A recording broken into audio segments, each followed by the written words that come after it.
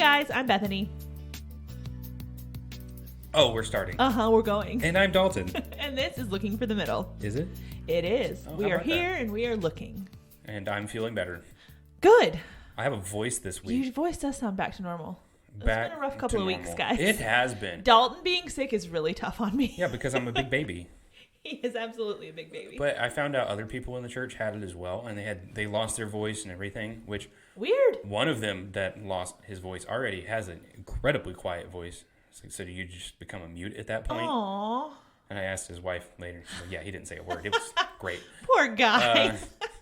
So, yes, I am feeling better. I have a voice again. I'm back to drinking way too much coffee, which is good for my body. I had a healthy breakfast this morning, which we'll talk about in just a minute. Yeah. Okay, let's do some housekeeping. Okay, let's do housekeeping. 3 quick things. Keep the house. Follow us on social media. Do it. Join us on Facebook. Do it. And sign up for the newsletter. Do it. The first one, LFTM_podcast on Instagram. The second one, LFTM community on Facebook. And the third one, lookingforthemiddle.com. Sign up there. That's the quickest I've ever done that. That was. You nailed that one. Yes. You were less distracted today. I was. Mostly because Thank you. I wasn't as distracted today. Okay. So I've got my part done. You have the question of the day. I do have the question of the day. What is it? And it's 100%, you will find out in just a second because of what I ate for breakfast today. Oh, okay. It's actually a 2-part question. Okay. What food from your childhood have you completely sworn off or you circle back to from time to time that other people would think, that's kind of strange? Oh, I'm trying to think if there's anything that I've completely sworn off of. Nothing's like immediately jumping to mind. The first thing that came to mind with like I occasionally circle back to have like this weird craving for is when we were little, my mom sometimes made us fried bologna sandwiches. I know. That is the saltiest food you could ever have. I know. But every once in a while. Did you ever notice I'd be like, you know what sounds really good? That. You would eat bologna. Bologna. And then you would eat fried bologna. And somehow the fried bologna became 3 times as salty. Yeah, I don't know why. I didn't really like it not fried. I didn't like it in general. But that's what we had. In the little Oscar Mayer circular looking bologna containers. Exactly. So that's gelatinous meat.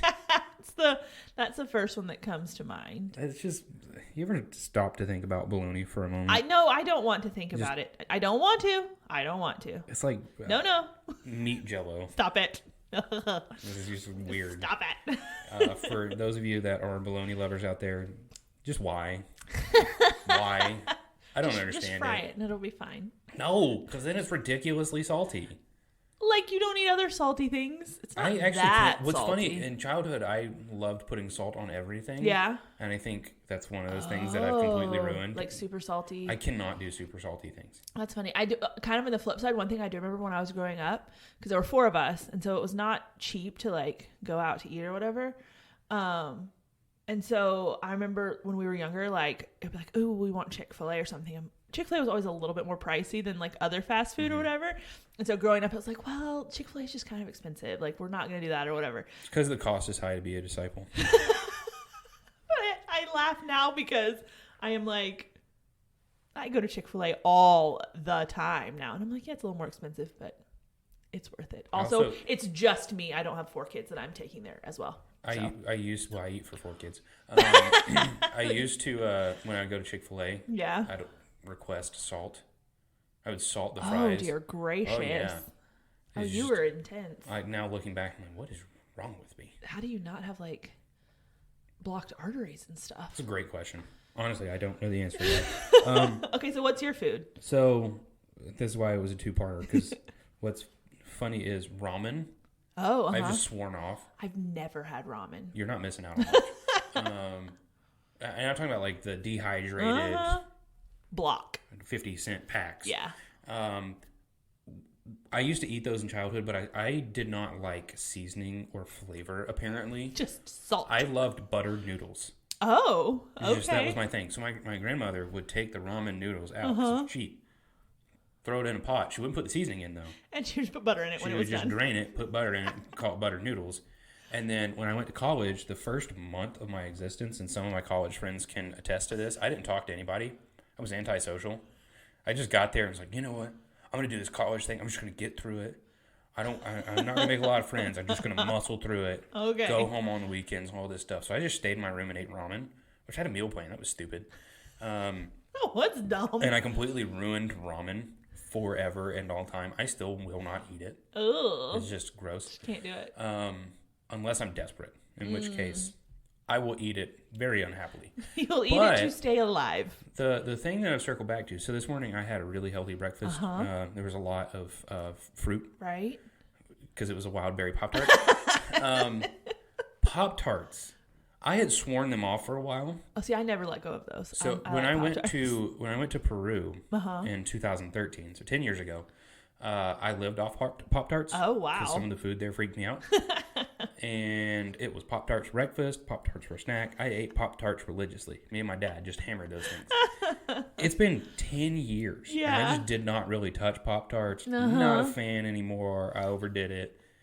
I have circled back recently. You're like, oh, I have come back to the Pop-Tart world. The strawberry, the strawberry brown sugar cinnamon, the wild berries. I don't like cherry. I don't like cherry anything. It tastes like medicine. Yes. That's why I don't like cherry. There's some weird flavors out there now. There's an Eggo waffle one That's now. gross. That's too far for me. I like the strawberry ones, and I like the double chocolate Yeah, but I can't have fudge. that one. Oh, that's right. I forgot about that. Except that one was a little bit overwhelming when I could have chocolate. I liked those. I could only eat one out of the two of the pack. They were really rich, and it was a little bit too much for me. Then do you actually toast them, or do you just eat them? Because I don't really like them toasted all that much. Oh, they're great toasted. I just eat them straight out of the pack. No, I'll do that. But for some reason, they're a little bit more dry when you eat them straight out of the pack. Yeah. So I'll have to drink something with it. Yeah. But like my dad used to be able to sit down and eat a brown sugar cinnamon Pop-Tart. But he was weird. My sister and I talked about this on the phone yesterday. 100% went to Kroger and was talking to my sister on the phone and singing a song that I made up about Pop-Tarts. Oh, my word. And she reminded me my dad used to put butter on the backside of it and would toast it. Yeah. I never did that. That's the most fattening thing I've ever heard of. And he would drink a glass of milk with it. Oh, wow. I actually hate milk. I don't like milk either. I don't drink it. My dad can drink it with anything. It's disgusting to me. I don't even drink the cow milk. I get almond milk. I don't actually like almond milk as much. Oh. I like oat milk. Okay. Oh, yummy. It's just fantastic in everything. Speaking of, side note. We're so the sidest of notes. There's this video out there. I don't remember who it was. It was this incredibly liberal person. And they're drinking strawberry milk, which they said milk, by the way. I hate when people say milk. Or milk. Strawberry milk. But they said, you see, it's vegan. No, because it's strawberry. And there's this video that they dubbed over it where it's these redneck farmers. Oh, my word. You ever seen a strawberry get milked before? What kind of cow do you have? Oh, my word. Do you know how, okay, let's go. If you were going to milk strawberries, you know how many it would take to even just have a glass of milk? Sat there and thought about almond milk and stuff like that. It's basically just crushed up and water added. I know. All that stuff. I get all of that. Ridiculous, the world we live in. But still. The strawberry milk thing, sometimes I just circle back to that. That's too much. It's just one of the funniest things ever. Oh, my word. Okay. All right. We are so lost right now. It's been almost 10 minutes. 10 minutes of we've this? We've probably lost half of our listeners today. I'm so love sorry. you so much. I do want to say, before we jump into this episode, how encouraged we have been recently. Yeah. Everyone has had such kind things to say, such wonderful encouragements of how last few shows have been really good and some of the better episodes we've had. I'm like, all right, well. Now we know what to do. We're sensing a pattern here. I think we found our stride a little bit. Even though certain listeners tell me I need to just be quiet. Not all of them. Yeah, just one in particular. Anyway. I had to throw some shade. We don't have to go into that. My sworn enemy that's actually really nice and is a great person, but it's just fun having a sworn enemy. I'll I'll have to make sure she knows she's your sworn enemy. Next time your nephew FaceTimes you, just throw her on the phone for a second. Just scream my enemy from the background. All right, what are we talking about today? Today, we are talking about biblical manhood and womanhood. Golly, that's a broad topic. I know, it is quite the topic. And part of the reason we wanted to do this is, ironically enough, you grabbed a book to put under your microphone today. And it is, what is it just called? Biblical Manhood? Recovering Biblical Manhood and Womanhood by Piper and Grudem. And that book is, how many pages would you guess? Many. Like hundreds of pages. I'm going to guess at least 600 to 800. Yes. Okay. So that is a lot of information. And when you hear, okay, biblical manhood and womanhood, it's this, it's a daunting, intimidating thing because, and it's not, we're not dissing the book. It's great. But, and also, I mean, if you, I haven't read it, so I don't know. Well, I'm just meaning like. There is no recommendation on my part. I don't know anything about the book. I'm meaning a deep dive into that is great. There's nothing against that. And biblical manhood and womanhood run throughout scripture. But that's also intimidating when you're like, but I want to become more godly in this right now, and I need some actionable steps to take. You don't necessarily have time to sit down for an 800-page book. So we are going to and we're sitting kind of streamline a little. We're sitting in the counseling office at our church right now, and I mean, I can't see the books behind me. You can. I guarantee there are probably at least 15 to 20 books on something to do with either biblical masculinity, womanhood, or in relation to those things. There are probably thousands of books that are out there on biblical manhood, biblical womanhood, and I would say hundreds of those are actually really good. Yeah, sure. There is a lot of information out there, so I want to go ahead and give the disclaimer: we're not tackling all of it. No, that's not the goal with this. We need to be a little bit more purposeful and intentional, and we talked about that before. If we don't lay out a purpose, we're in trouble because, as you've seen in the first 10 minutes, we get distracted easily. Who knows what we'll end up talking about? But so we knew we wanted to have this. We've had this on the list for like even all of last season, but we wanted to give it some prep time that it needed. But so I had the idea though, because you have mentioned the quote. Go ahead and say it about Proverbs. It's not original to me. I have no idea who it's original to, so I am not claiming it. Which is a just important thing. I'm not robbing from anyone. We're not going to get hammered for stealing things. But basically, the summary of the quote is everyone's looking for a Proverbs 31 woman, but they're not a Proverbs 1 through 30 man. Yeah.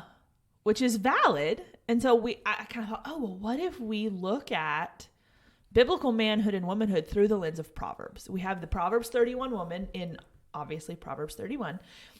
And then we're not going to go through like every facet of Proverbs 1 through 30, but contrasting biblical manhood and biblical womanhood through the eyes of Proverbs and and just from the standpoint of too, like Proverbs is a very practical book. And so looking at it through that lens and then saying, okay, what does a biblical man and what does a biblical woman look like? And what do we need to do to take action to become more and more like that? And I'll say, obviously, Proverbs is not the only place that you can talk about these things in the Bible. Oh, it's all over the pages of Scripture. We're just trying to tackle it from that angle. But before we get into that, let me ask this question, because this is a dating show. Right. Not just a let's walk through books of the Bible and we'll talk about it show. Why in the world are we talking about this on a dating show? Sure. Christian dating. Yes. Well, I think, that's kind of key. I think if the point of dating and the point of a dating podcast is to give you tips on how to date well, but the point of dating is not to just date forever and become really good at dating so you just keep doing that your whole life, right? The point would be to move on from dating to a marriage relationship.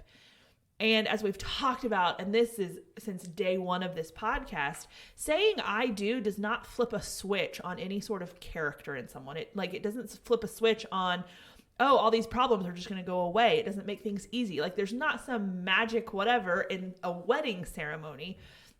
And so if you're thinking, oh, well, I'm just going to get married and then suddenly this guy will be super godly, or vice versa, if you're a guy, she will magically be everything a godly woman should be. That's not the case.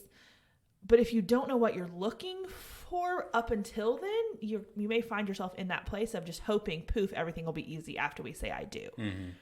So it's like, okay, let's sketch this out as you are in a dating phase and go from there. Well, I think a big part of this is the title of our show. Yep. looking for the middle. We are looking and searching and trying to find these things. And we're going to talk about today things that you should be looking for. Yep. And on the flip side of that, things that you should be. Because we're answering both categories. Now, for me, what's interesting, I love the concept of biblical manhood because my dad has just been engrossed in it my entire life. So my dad, among the many hats that he wears, is pastor of men's ministry. So every men's ministry study that he's done growing up, I was in. I would sit through it, listen to it, and my life has just been saturated with the concept of biblical manhood. So this is a fun topic for me to talk about, and it's an interesting topic. But it is, on the other side of that coin, it's a hard topic to discuss, partially because it's so broad, but because our culture is so against these concepts. Our culture absolutely hates a biblical man. Yeah. And our culture absolutely hates a biblical woman.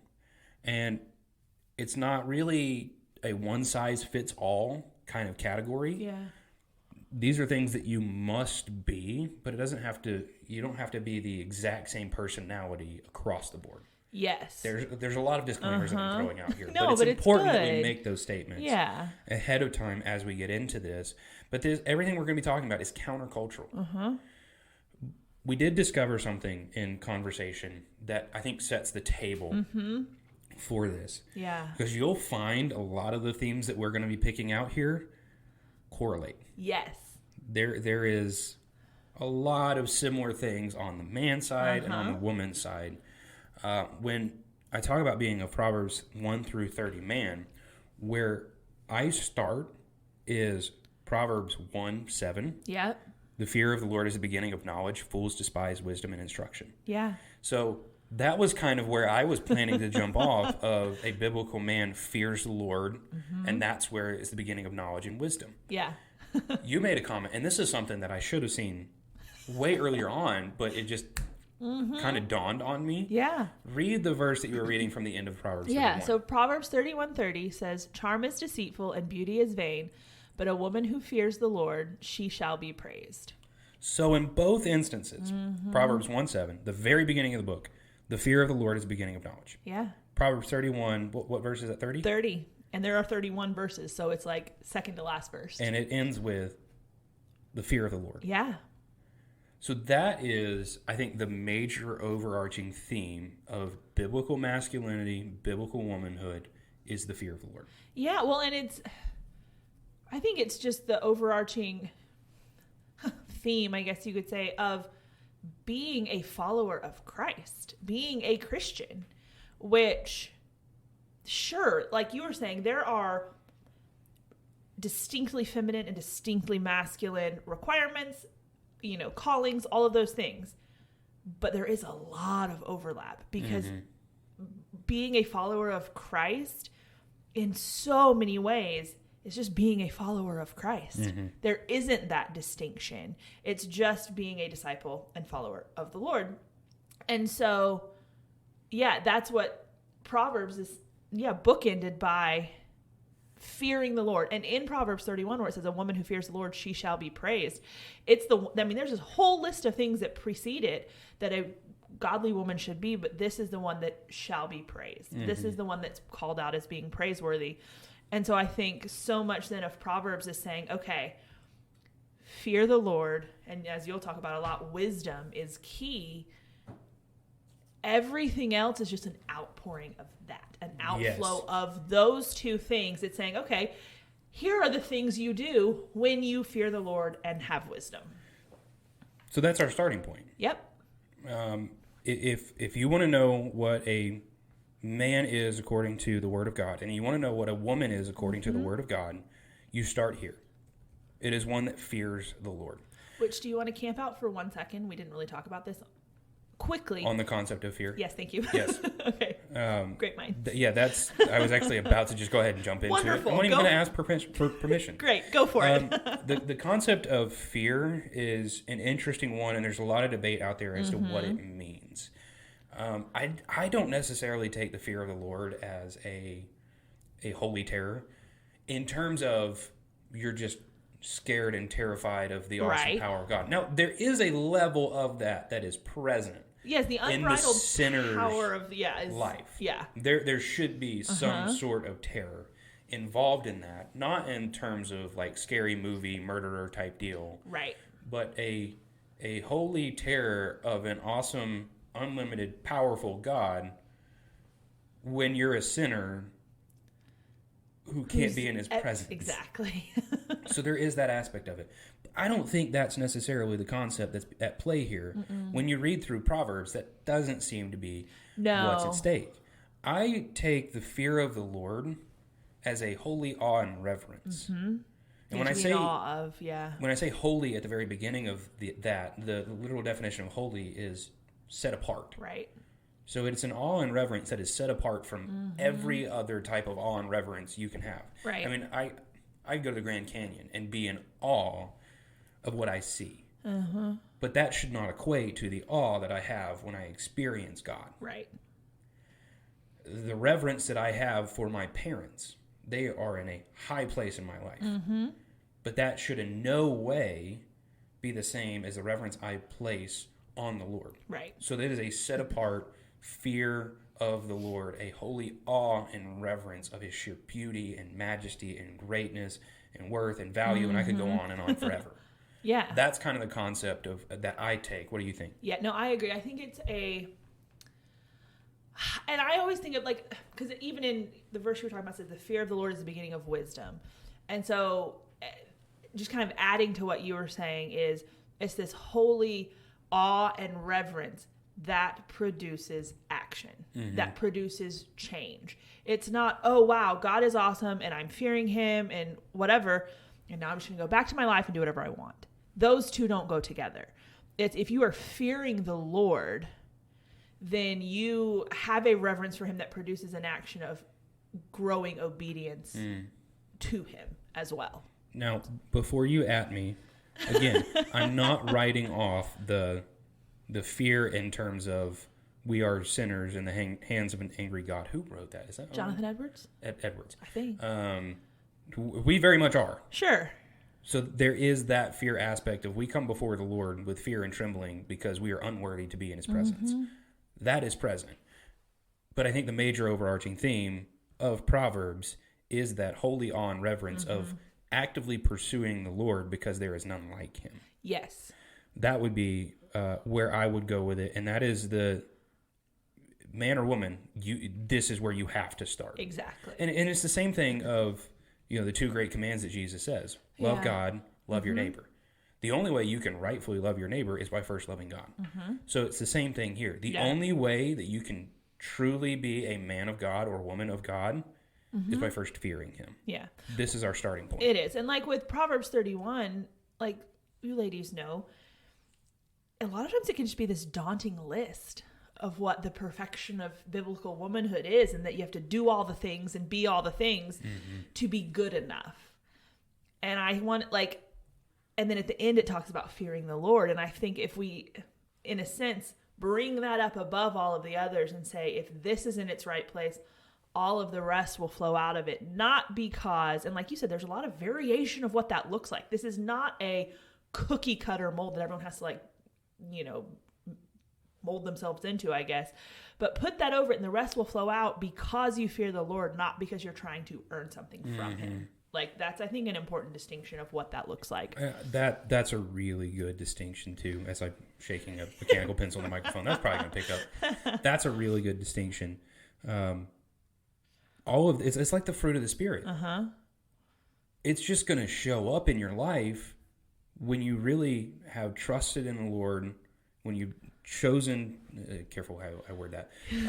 When you start following Christ. Yeah. When you're indwelled by the Spirit, that happens naturally. Right. Because your love for God is so great that you desire to be obedient to him. The same thing is true here. It's not because you're trying to white knuckle it and say, I fear the Lord, I fear the Lord. Same thing with, we talk about the contentment and all of this stuff. No, it's because you do fear the Lord, so it's just going to naturally flow out of you. That's a great distinction and caveat. Now, as we jump into this conversation, part of the reason why we're having this conversation, last season we had the episode on, I don't remember what we titled it, Something about knights in shining armor and supermodels with ESV study Bibles. Yeah, something like that.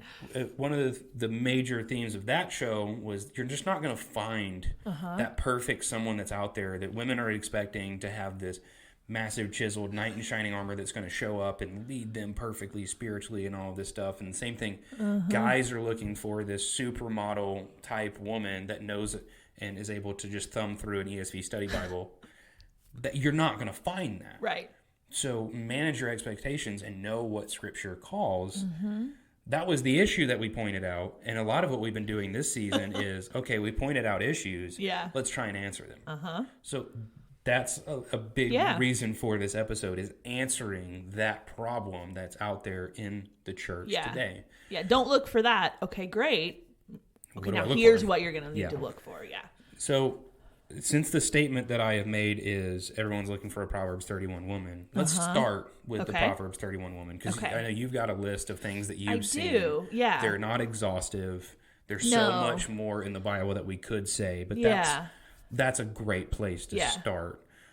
What does a Proverbs 31 woman look like, and how are you understanding and seeing those things? Okay, so I can do you want me to just go through the whole list? There's 12 things on it. Well, 11. We've talked about the fear of the Lord. Well, don't just bullet point read them. But yeah, go you want to go? Okay, we'll just start. The list that you have, because I'm different and I don't have a list. Okay. So I will just kind of go through them, and I have the verse number out next to them, which I can read the verse. And then we can just talk about it for a second. So the first one I have starts in verse 11, which says, the heart of her husband trusts in her, and he will have no lack of gain. So the first thing I've pulled out here is that the Proverbs 31 is trustworthy. And I want to point out, like, this is talking about in the context of her husband trusts in her, but I don't want us to, as single women, gloss over that and say, oh, well, that doesn't apply. Like, your husband doesn't, but if you aren't building yourself up as a trustworthy woman now, why would your husband, you have to start that now. Again, back to, you don't get married and a switch flips and suddenly you're trustworthy. I don't know if you have this later on your list, because I haven't even looked at your list. We're doing great here. Because another way I would want to word that is faithfulness. She's marked by faithfulness. She is faithful in all things and follows through the things she says she's going to do. I don't have that specifically on here. So I think another way to word that would be she is a faithful woman. Yeah, I think that's really a good way of putting that too. Is she is faithful, and not just. I don't know. It's not just her husband. Like, that would permeate to all of life, even though in this specific verse, that's what it's talking about. Number 2 I have is she works with her hands joyfully, or in delight is what it says here. Then verse 13 says she looks for wool and flax and works with her hands in delight. And so I think it's kind of a twofold thing of she is, because later on we're going to talk about she's not idle. She's not lazy. Like, those are bigger themes through this.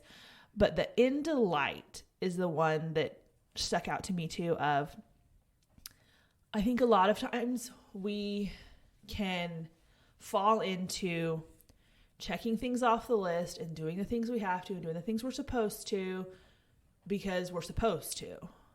But do we really do them with delight? Do we do them with joy? Are we actually thankful for the opportunities that we have? And I think that's something that man or woman doesn't matter, but as Christians who fear the Lord, we should be marked with joy. I wrote down delightfully diligent. I'm sitting here writing down the things that you're saying, trying to just match up some of them. Yeah, that's a good one.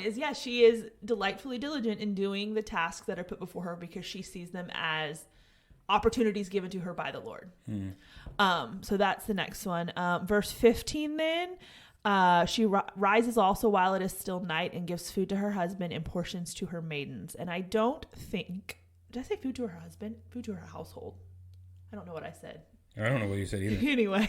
I should probably just be flipped there. Sorry, people, you're about to hear me flipping in my Bible. So that's verse 15. I nailed that. And I think with that one, like, it's not, the focus is not that she gets up super early. Now, may that be what your current stage of life or your family needs or whatever? Sure. But I think the overarching principle is that she is not lazy. She will get up early if that is what's needed. And she is serving those around her. She gets up and she gives food to her household and portions to her maidens. She's looking out for other people and, again, diligent in doing that. And so someone who isn't lazy and self-focused is going to be someone who is a godly woman. And then verse 16, it says, she considers a field and buys it. From her earnings, she plants a vineyard. And I just think that you don't have to be, I don't think that's meaning every woman out there has to be a farmer. She also doesn't have to be a CEO or a crazy business-minded entrepreneur. That's not a requirement, but I think she is wise, going back to our theme here, she is wise with the business and money opportunities the Lord has given her. I don't think you have to be seeking out to be, like I said, this huge business savvy person, but the opportunities that God gives you, are you wise and thoughtful in how you deal with them? You just jump in whenever. I'm just kind of going down this list, but if you're like, you have a thought, feel free. I'm tracking with you so far. Okay. Then going down to verse 20, it says, she extends her hand to the poor and she stretches out her hands to the needy. Hold on. You've just glossed over one. Okay. I didn't pull out everything. I know, but this okay, go for one it. of my favorite ones. No, go for verse it. 17. Okay, read it. She dresses herself with strength and makes her arms strong. Now, I'm not saying you got to go get out and get jacked. I do have that one on here. I skipped it. Why'd you skip it? I didn't. I just totally missed it. Don't do that. I do. That's one of my favorite ones. Strong, verse 17. I do. The way that we can read strong. Now, the makes her arms strong, that is pretty straightforward in terms of ability to do what is required and necessary. Yeah. But she dresses herself with strength. Mm-hmm. It's not a strong woman that is strong as in divisive and pushy with what she wants. But there is a beauty in strength. I just love this. To see a woman that is strong and confident in who she has been created to be, and carries herself not in an arrogant or rude way. Yeah. But is just not fearful of the world around her. She is strong in character. Yeah. And the idea of she is clothed in strength is that it's just evident. I think that's such a beautiful thing. I'm glad you caught that. Don't gloss over No, that. I wasn't trying to, but yeah, so that is verse 17. So then now moving to verse 20, talking about extends her hand to the poor, stretches out her hands to the needy. It's someone who is conscious of those around her, is conscious of the needs around her, and is reaching out to help. And so I think it's a twofold thing there. It's someone who, like it's talking about, she extends her hands to the poor and stretches out her hands to the needy. So she, in a sense, she knows who the poor and needy people are. So there's an element of being involved in community to an extent of being able to know what the needs are. But then also now she's going to meet them. She's going to help and serve there. And so someone who is not so self-absorbed that their issues and their stuff and what they have going on is all they can see, but they can get outside of themselves enough to see that there are hurting people around and then go and serve and meet those needs. Okay, so then verse 21, she is not afraid of the snow for her household, for all her household are clothed with scarlet. That is someone who is preparing and looking towards the future. Again, it's not today, myself, all that matters, but someone who is caring enough about other people and is putting in the work and, like you said, diligent in doing that ahead of time. Someone who has the forethought and can look to the future and then not be fearful of it because everyone is prepared. Verse 25, then, strength and dignity are her clothing, and she smiles at the future. I don't know. That's one of my favorite verses. It's like, those are the things that are defining her, strength and dignity. And I think when it comes to, a lot of times we think of Proverbs 31 and we think of like all these things that you have to do. And it's, sometimes you get this idea of, oh, well, you have to be this meek, quiet little church mouse type. And I don't, that is not that to me. Was a strength and dignity are her clothing, and she smiles at the future. That is not a picture to me of someone who's shrinking away from everything and hopes to not be noticed and just, be super, super, I don't know, what's the word I'm looking for? Blending in and just unnoticed. That's someone who knows who she is. She is clothed in strength. She is dignified, and she smiles at the future. She's confident in who the Lord is and says, come what may, I know where my foundation is. I'll pause here for a second because we came back to strength for a second. Mm-hmm. It is just one of my favorite characteristics of a godly woman. And that's something I look hard for. Yeah. How do you model that in the church? Are you just somebody that is passive and gets steamrolled all the time? And it's a problem for other people as well that are steamrolling you. Yeah. But someone that is strong in her convictions, is humble and teachable, obviously. Sure. But strong in her convictions in the Lord. And is not willing to waver on what the Word of God says. But the bottom of this is just an encouragement to everyone that's listening. She smiles at the future. There is so much fear, especially for the single ladies that are out there, so much fear of the future. Am I going to get this? Will I get to be married? Will I have kids? What's going to happen because of this? And there's so much fear involved when you look to the future, and guys do it as well. Sure. But since we're on the Proverbs 31 woman, she's not. There is no fear. Yeah. Because of the strength. There's just this confidence in the Lord that come what may, it's going to be fine. Yep. I just think for me, as a man in the church and a man in ministry, that is one of the most attractive features. It's just a strength and confidence in God. You've heard it here, ladies. That's what guys are looking for. But does it not tie back to the fear of the Lord perfectly? Oh, it absolutely does. Because in what other context can you actually stand and look at the future and smile and say, the come ESV what may. Translate it as laugh. I know some translations do. Because, I mean, especially, and I'm not trying to take anything away from way back then, but look at the world around us now and where the future seems to be going. Unless you know that your future is secure, you know what your true future is, how are you going to stand at that and laugh or smile or be joyful other than that? But then kind of to your point about someone who is strong and not steamrolled and all of that, I love that the very next verse 26, it says, she opens her mouth in wisdom and a teaching of kindness is on her tongue. And so it's talking about she speaks with wisdom and kindness. She is not someone who just sits silently and never has an opinion, never has a thought, but it's saying when she speaks, when she does put her thoughts out there, it is with wisdom and kindness.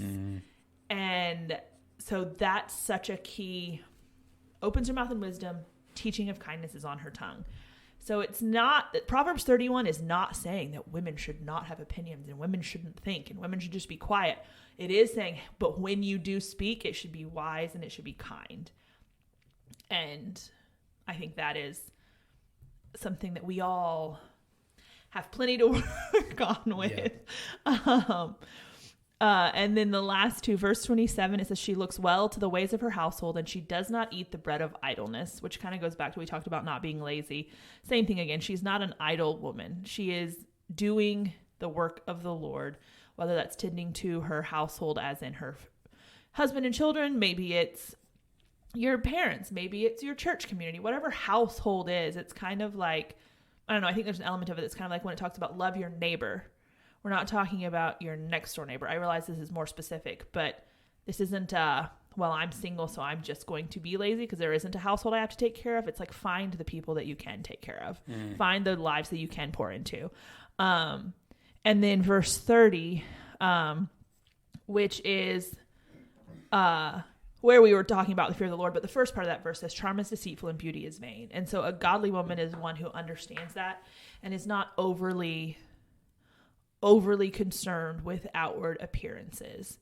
I think we've seen from the verses earlier that she does clothe herself well. She plans for her family. She does have clothing and sews and all those things. So it's not saying don't put any effort into your appearance and looking nice and whatever, but compared to the fear of the Lord, it is so much less that should not be given any sort of out of place, like, distinction in your life. Yeah, I definitely agree with that, because you can take some extremes here of saying, all right, well, beauty is vain. So I'm not even going to put any effort into it. And this is not me as a guy coming out and saying you have to put all of this effort in to be appealing and all of this stuff. No. Yeah.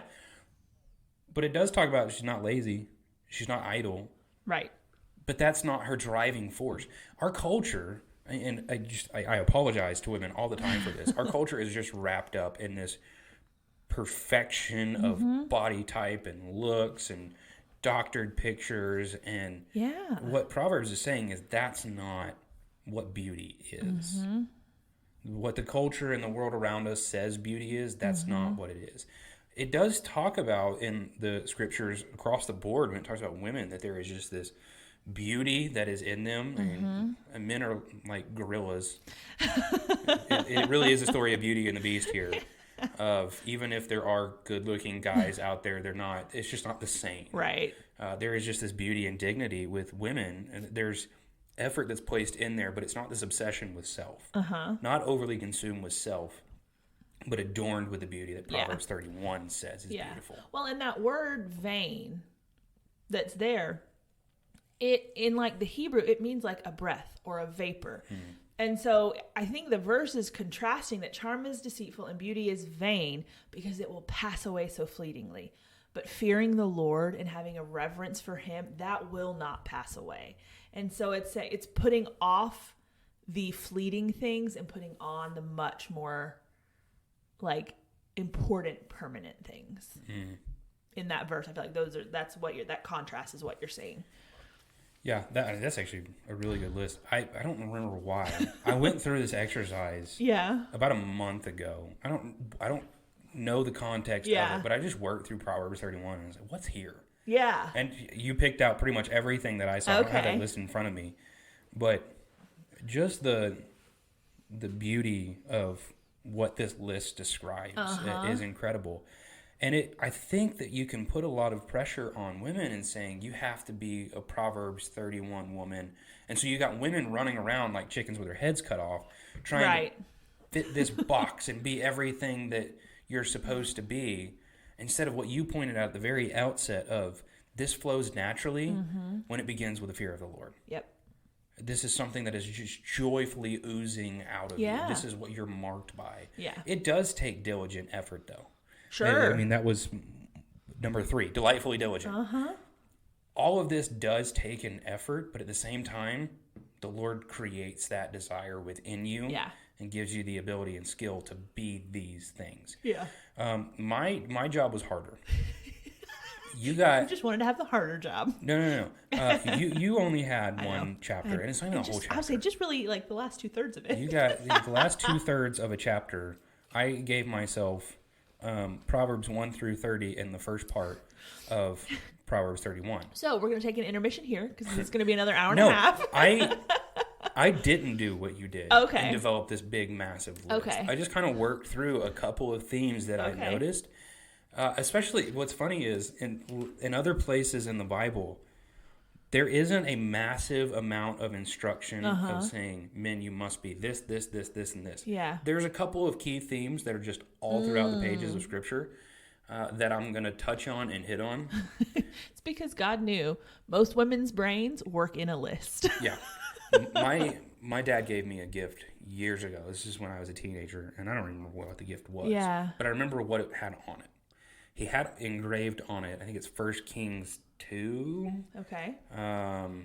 Where the instruction is given, be strong and show yourself a man.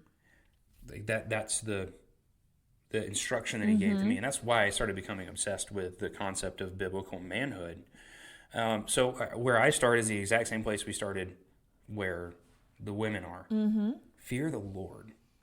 That's the beginning of all of this. Yeah. And what's interesting is you could go through every single one of these except for the beauty thing. Because men, we're just not beautiful. we aren't. But we think you are most of the time. We're hairy, scary monsters. You go through the list that you just gave. Same thing for men. Show over. Done. Move on. No, I'm not going to cheat like that. I started actually in an interesting spot, which is Proverbs 1:8. Okay. So it starts with the fear of the Lord, and it goes, hear my son, your father's instruction, and forsake not your mother's teaching. Okay. Growing up, I kind of overlooked this aspect, that my training as a man was from both my father and my mother. I used to say something to the effect of when I got older and I would open a door, if I didn't do this, my dad would smack me. Right. And I said that in front of my mom one time. She's like, I taught you that. you learned that from me as well. I had to apologize. You're right, and I didn't give you the honor, the respect, and the credit for that. A godly man begins with submitting and listening to the instruction and teaching of his parents, his father's instruction, his mother's teaching. But it doesn't end with just receiving it, but it's holding on to that. Yeah. I think a godly man holds on to the wisdom and the instruction and the teaching that he was given his entire life. Sure. That is a treasure to him. So he is marked by wisdom. And that's the soaking point of all of Proverbs. So Proverbs 2:2. Make your ear attentive to wisdom. Incline your heart to understanding. If you call out for insight, raise your voice for understanding, verse 5, then you will understand the fear of the Lord and find the knowledge of God. A godly man, beginning with the fear of the Lord, is marked by wisdom. Wisdom is a very broad category. And what I would say to all of the men out there is wisdom is gained through experience. Ultimately, it's gained through the Lord. Sure. But it is gained through experience. So ladies, don't walk up to a 21-year-old man and expect him to be perfectly wise like your 55-year-old or 60-year-old father is. That is an unfair expectation. He hadn't lived life like that. Exactly. But is he marked by a desire to pursue wisdom? I think that has to be a calling card of a godly man. Men, this is what you must be doing. Women, this is what you must be looking for, is someone that pursues wisdom. Is your ear attentive to it? Is your heart inclined to it? Are you calling out for it? Do you desire wisdom? So you fear the Lord, you remember the teaching that you have gained from your parents, and are you actively pursuing wisdom? The next thing that I would go to, Proverbs 2, verse 21, for the upright will inhabit the land, and those with integrity will remain in it. A godly man is marked by integrity. It's a character issue. And it goes along with several of the characteristics that you have, but your number 2 on your list is trustworthy and faithful. Yeah. A godly man will have integrity. What he says will match his life. Let me warn the ladies out there. Watch this. Yeah. Because talk is cheap, to quote someone that I know. It's you. You're the one. I know. Talk is cheap. Yeah. You can say something, but does your life match that? Right. Are you marked with integrity? Now, there is just so much in chapter 3. Now, I'm not going to work through all of Proverbs 1 through 31. We're not going to do that. Oh, dear. Because all of these little nuggets that are here are just repeated over and over again. Fear of the Lord, wisdom, integrity. And then you get into Proverbs 3, I think is one of the biggest pieces of this, and I'm not going to read all of it. I really want to. Steadfast love and faithfulness. Bind them around your neck, write them on a tablet of your heart. You will find favor and good success in the sight of God and man. Are you someone whose love is steadfast, never ending? Are you consistent in that? Are you faithful? Do you trust in the Lord with all of your heart and lean not on your own understanding? Ladies, this is the same for you too. Again, our lists are very similar here. But a godly man trusts in the Lord and not his wisdom. And I think that's a hard thing for men to swallow. There's pride in women. Yes, I am 100% saying that. Men, it oozes out of us. The pride of man is just wicked and something that I have dealt with my entire life. The Lord pushes back against that pretty hard. Do you trust in the Lord more than yourself? Are you walking in the ways of your own knowledge or in the wisdom of God? That is a mark of a man. Do you acknowledge him in all things? Do you, again, fear the Lord? Verse 7 of chapter 3. Be not wise in your own eyes, fear the Lord. I mean, I could have just stopped at fear the Lord. Honestly, we could just stop there because everything pours out of that. It absolutely does. Verse 21, my son, do not lose sight of these things. That's the thing, the steadfastness of wisdom. Mm-hmm. Because it's really easy for short seasons of life, these little spurts.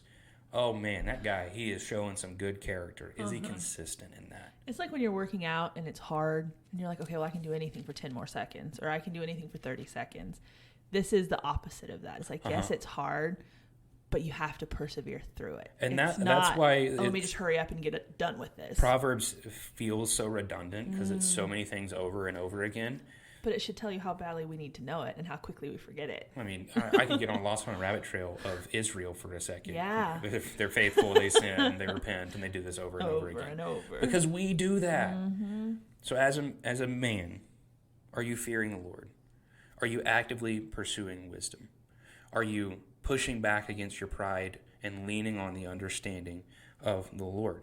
Now, let's get to a few more practical things. Chapter 4, verse 23. Keep your heart with all vigilance. Are you protecting your heart? Men, we don't like to talk about being emotional and responding according to the heart, but we do that. I don't remember who it was that said this of hypothetical conversation that he had with a woman and her boyfriend or husband or whatever it was, and the wife says, well, my husband's just not very emotional. He's not very in tune with his emotions. Pastor immediately says, take him out on a golf course and let him shank 3 into a pond. Then you'll see he's an emotional creature. Yes. Guys, our hearts can lead us astray and we can be emotional. Mm-hmm. Are you keeping your heart? Are you protecting your heart with diligence? I think that's another big one that we overlook. So a godly man is wise. He fears the Lord. He has a character and integrity just oozing out of him. He is not proud and boasting. He protects his heart. Proverbs 5:21, for a man's ways are before the eyes of the Lord, and he ponders all of his paths. He just rests in the sovereignty of God. He rests in the truth that God will carry him and move him forward. I'm bullet pointing at this point. Yeah. This is where I'll camp out to wrap up all of these other things. Proverbs 6:27. This is an interesting one, and you'll be a little confused as to why I'm here on biblical manhood. Can a man carry fire next to his chest and his clothes not be burned? Or can he walk on hot coals and his feet not be scorched? Now, this is talking about, in the context, sexual immorality and those type things. What this is really describing is self-control. This is a fun one for me, mostly because I'm still working on it. Yeah. Self-control is tied to biblical manhood everywhere. You go to Titus 2, for instance, the instructions that Paul gives to young men is hilarious. To younger women, he says a list of things. To older women, he says a list of things. To older men, he says a list of things. Then he gets to young men. Yeah. And you're expecting another list. He says one thing, self-control. Stop there. That's enough. Self-control. Yeah. Because that's all you can handle. Self-control is one of the major tenets of being a man of God. Are you marked by control of self? I actually go Proverbs, and this is where I'll start fast-forwarding. Proverbs 25. Okay. It really has to do with self-control. Proverbs 25:28. A man without self-control is like a city broken into and left without walls. Which we don't have a ton of context for today. No. But You think of ancient cities in the Near East, and they had these massive walls that would go around the cities and encampments to protect against invaders. right. That it's not like a simple border. I mean, it was big walls. That was how they protected themselves against people coming in and stealing everything and absolutely wiping them out. If a city didn't have walls, it's open season. You're like, that's easy. I'd take that in 3 seconds. Yeah.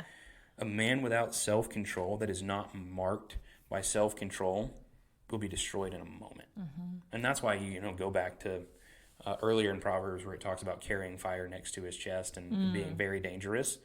When you play without self-control, you're going to get burned. Yeah. And that is one of the biggest things that I have found throughout Proverbs. And there's, again, we could go through your entire list in Proverbs 31 and say yes to all of those things. But for some reason, the major tenets, obviously the fear of the Lord, there is wisdom, integrity, so interested in his character. Mm-hmm. Is he a man of character? Does he work hard? Is he diligent in all of these things? And is he self-controlled? Yeah.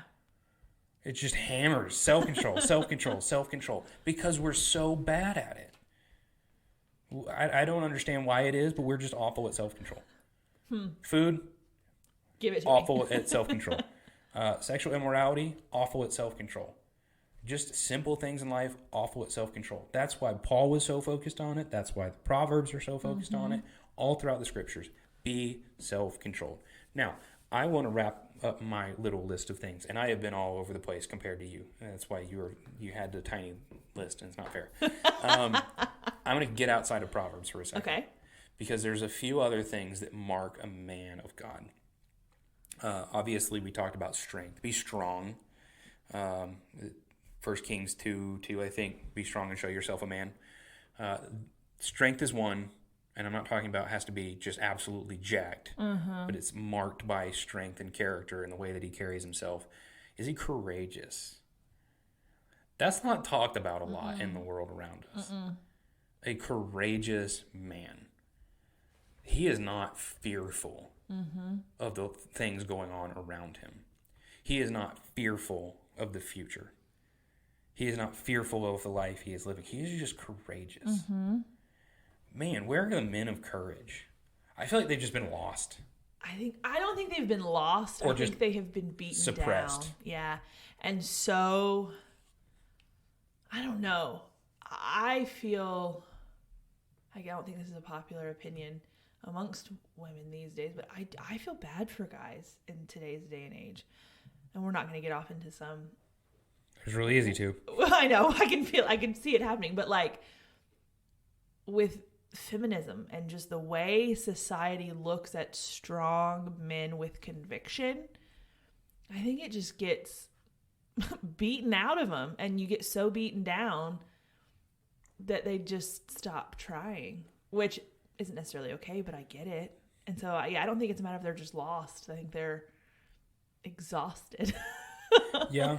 And I hate that for you. The world tells us we can't be these things. Right. Don't be strong. Yeah. That's toxic. I was going to say toxic masculinity gets thrown around about. It's out there. Yeah. Oh, it is, but it's not what you get told it is. No. Because a lot of times what gets thrown out under this label of toxic masculinity is really just biblical masculinity in a lot of ways. But yeah, yes, there is toxic, sinful, horrible behavior out there. Absolutely. But that term has become such an umbrella for a lot of things that it's not. I'll say this, and it might be controversial. It's not that hard to be a man of God. In terms of our list is not exhaustive. Being honest, fear the Lord, pursue wisdom, be a man of character, be self-controlled, work hard, be strong, be courageous. That's not a big list. It's not that difficult. And yet, we're losing men rapidly. We've lost the concept, like you were talking about, of biblical masculinity, and we need to recover that. I'm gonna throw some darts here, and I'm gonna throw it at the ladies. Okay. And I do it because I love you. You're perpetuating the problem. I would agree with you. By saying yes to weak men. Yeah. When I want a man of God, I want a man of character, but I just can't seem to find one, so I'm just going to settle for less. And I'll go out with that guy, but he's got some self-control issues, and he's not very good with his emotions, and he's not really a spiritual leader and those type things. But I just want to find someone. Yeah. When you do that, you are just continuing the problem. Yeah. You're allowing weak men to say, all right, well, I can keep doing this. Yep. Women, let me give you a piece of advice. You see a weak man that seems to show some interest in you, tell him to take a hike. Yeah. I don't want that here. I agree with you. I do. Wholeheartedly. But I also know from the female side of it, and I know you're not saying it's not, but it's a two-sided thing of when that's all that's in front of you, you start to think, well, and it's probably not all that's in front of you, first of all. But when it seems like it is, it's hard to say, well, are my standards too high? Am I expecting too much? I guess this is what it's actually supposed to be like. And you say, well, okay. I'm just saying it's not as straightforward as it seems. We've talked about this. We talked about this a while ago. Is God enough?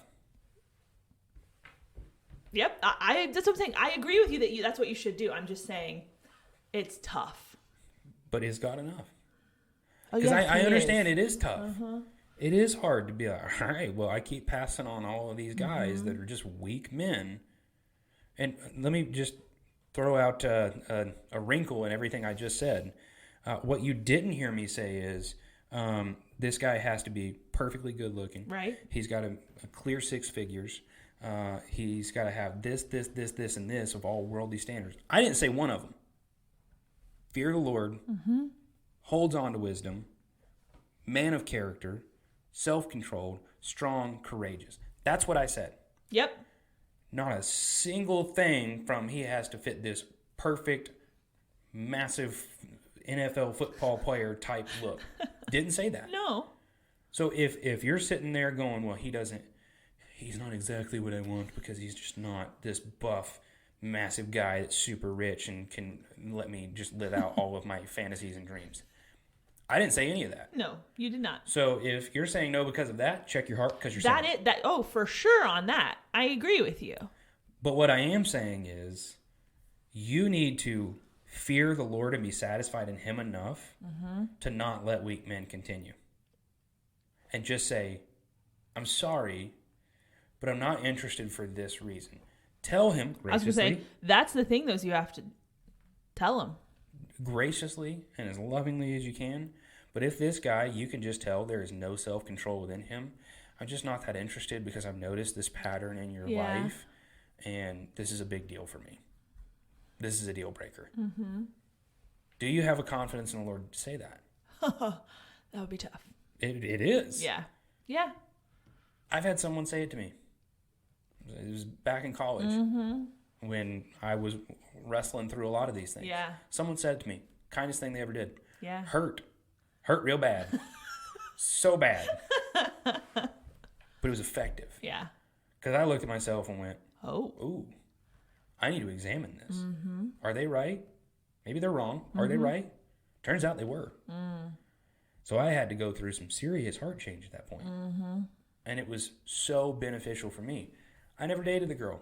We never circled back. None of that. I didn't change and then came back. And she's like, yep, you're all good. We haven't spoken since. Yeah. But you know what? Her courage in saying that forced me to have to analyze that and fix it. That is how we stop the progress of weak men. I mean, yes, it is. I don't think it's the sole way. In the church. I don't think it's the only. I mean, no.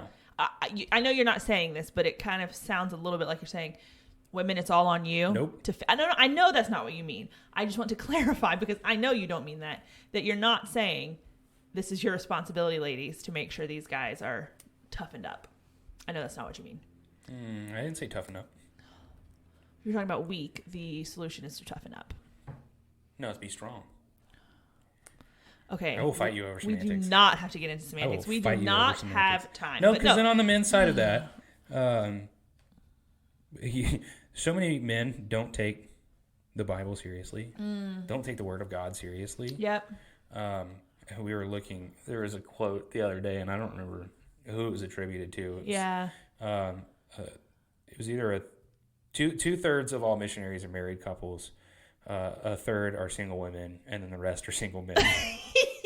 Yes. And yeah. Where are the men of the scriptures? Where are the Davids that, and David screwed up. He had his issues. A lot. Yeah.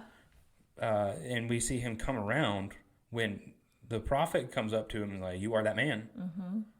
Oh. So he was humble enough to repent of his sin and to fear the Lord. Dude was also in tune with his emotions. I mean, he could cry. He was a crier, which makes me feel good because I'm a crier. He was in tune with his emotions. Mm-hmm. Where are the Pauls that are just so unwaveringly confident, no matter what happens to them, they're going to keep going? Mm-hmm. Where are those men? Well, a lot of times it's because they're not in the Word. They're just coasting through life. Mm-hmm. We need men of conviction of the Word. Yeah. Well, and to bring it back, that's perfect. To bring it back to what we started out the episode with of how does this tie into a dating podcast? How does this tie into, okay, what should I be looking for in someone? Because these two things we have talked about, you talk about being serious about the Word and then this fear of the Lord, because you can think through like, okay, well, I'm looking for a godly man if you're a girl out there listening. And there's all these things that make up a godly man. So how in the world do I know that I've checked all of them off and I make sure he is? And like for me, that got overwhelming like several years ago. Like, how do I figure this out? Like, how do I know what's important? How do I know it's not? And I came back to the two things of, does this guy have a high view of the Lord? Does he fear the Lord? Does he have a high view of God? Does he have a high view of Scripture and its authority in his life? Because if he has those two things, Scripture is important to him, he spends time in the Word, and then he sees the authority that it should have in then influencing your day-to-day life. If those things are in place, I don't want to say I don't have to worry about it, but like I trust the Lord then, who has said my word will not return void. I trust the Lord who has promised that he will sanctify those who are his. And because I trust the Lord, I know that all these other things will work out. Now, I'm not saying he may be those things, but he also has a serious anger problem. Well, you just don't worry about that. He's pursuing the Word. That may need to be fixed, but the Lord will sanctify those who are his and those who are pursuing his Word. And if a guy is marked by those things and you see these other things flowing out, then you trust the Lord that he will continue that good work that he began in him. And that makes it a much simpler process. Well, it's just taking everything I have not to just scream at men and say, man up. This is a rabbit trail for a moment. One of the things that I've noticed in church ministry, when new families show up to church, the majority of the time the wife shows up first. And then the husband comes in tow afterwards, almost like she's forcing him to be there. What's happening? It's one thing that has always perplexed me I've had strong men in my life. Right. And they're all different. Not strong in worldly senses. They were strong men of character with a backbone that feared the Lord, loved him, pursued him, marked by self-control, marked by diligent work, all of these things. And then I look around and there is just missing. Yeah. It's missing in the church. We need to recover masculinity. And it's hilarious to me. Women just are always ahead of us. Yeah. They mature faster. They grow up faster. It feels like they figure this out a lot faster. So I want to just love on all the women out there after I kind of threw you on the bus for a minute. Nice save. It's ironic you're leading the way in these things. The ladies set the tone and standard so much, and it shouldn't be the case. Yeah. We needed a recovery, and now I'm all depressed because I'm like, where the men at? That's a depressing note. Question to end on, I guess. It's a terrible question to end on, but we're going to end there because I'm rambling at this point. Okay, but we can end there when we know, yes, we all fall short. None of us are perfect in any of these things, but we have a framework now that fearing the Lord is the most important. Everything else will flow out from there. And I think if we recover a right view of God, then your question of where are all the men at, where are the true women at, all those questions will get answered, because that's the problem that's missing at the end of the day, is they aren't viewing God rightly. So I think that's a better place to end. Okay, we will wrap it up there, guys. This has been a good discussion. It's been a long episode, so thank you if you're still here finishing up with us. We appreciate it. We will be back next week with another episode, but until then, I'm Bethany. And I'm tired. And this is Looking for the Middle.